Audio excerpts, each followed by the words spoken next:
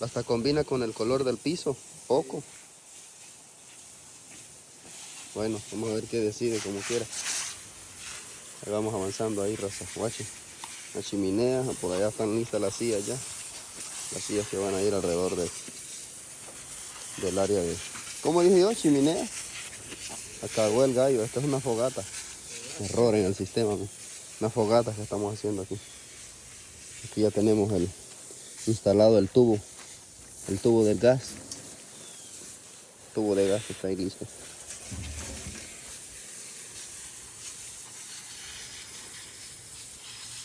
¿Qué opinan? ¿Qué opinan?